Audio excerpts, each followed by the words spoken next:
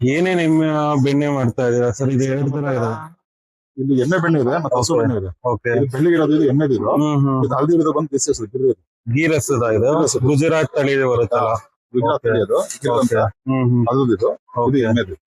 ಇದು ಏನು ಪ್ರೋಟೀನ್ ಏನ್ ಜಾಸ್ತಿ ಇರುತ್ತೆ ಇದು? ಬೇಸಿಕಲಿ ಏನಂದ್ರೆ ನಾವು ಎಮ್ಮೆ ಬೆಣ್ಣೆ ತಗೊಂಡಾಗ ಎಮ್ಮೆನಲ್ಲಿ ಫ್ಯಾಟ್ ಜಾಸ್ತಿ ಇರುತ್ತೆ, ತಂಪದು.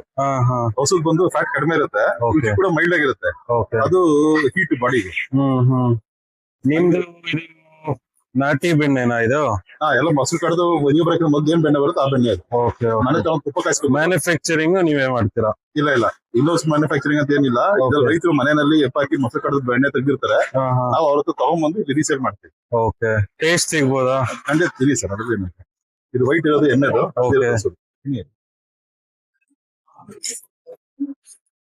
ಒರಿಜಿನಲ್ ಇದೆ ಸರ್ ಟೇಸ್ಟ್ ಇದು? 100% ಒರಿಜಿನಲ್ ಸರ್. ಯಾಕೆಂದ್ರೆ ಟೇಸ್ಟ್ ಗೊತ್ತಾಗುತ್ತಲ್ಲ.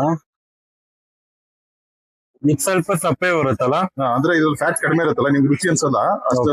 ಯಾಕಂದ್ರೆ ಅದು ತುಂಬಾ ಮೈಲ್ಡ್ ಅನ್ಸುತ್ತೆ. ಎಮ್ಮೆನಲ್ಲಿ ನಿಮ್ಗೆ ಫ್ಯಾಟ್ ಕಂಟೆಂಟ್ ಚೆನ್ನಾಗಿರೋದ್ರಿಂದ ಅದು ನಿಮ್ಗೆ ತುಂಬಾ ರುಚಿ ಅನ್ಸುತ್ತೆ. ಈಗ ಎಷ್ಟು ದಿನ ಸ್ಟೋರೇಜ್ ಮಾಡ್ಬೋದು ಇದು ನಾವು ತಗೊಂಡೋದ್ರೆ? ಸರ್ ಫ್ರಿಜ್ ಅಲ್ಲಿ ಇಟ್ಟರೆ 20-25 ದಿವಸ. ಓಕೆ. ಇಲ್ಲ ತುಪ್ಪ ಕಾಯಿಸ್ಕೋಬೇಕು.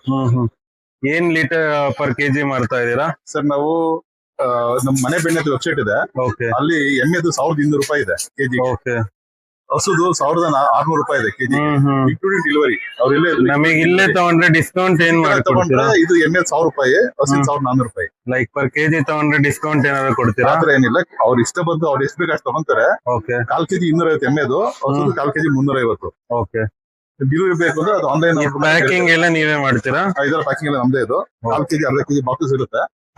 ಈ ತರ ಇದೆಲ್ಲ 1/2 ಕೆಜಿ ಇದು ಪ್ಯಾಕ್ ಎಲ್ಲ ಇಡಬಹುದಲ್ಲ ಫ್ರಿಜರ್ ಅಲ್ಲಿ? ಇದೆಲ್ಲ ಎಕೋ ಫ್ರೆಂಡ್ಲಿ, ಇದು ಪೇಪರ್ ಬಾಕ್ಸಸ್. ನೀವು ಹಿಂಗೆ ತಗೊಂಡಾಗ ಹಿಂಗೆ ಇದನ್ನ ಫ್ರಿಜ್ ಇಟ್ಟು ಹಿಂಗೆ ಯೂಸ್ ಮಾಡ್ಬೋದು, ಏನಾಗಲ್ಲ.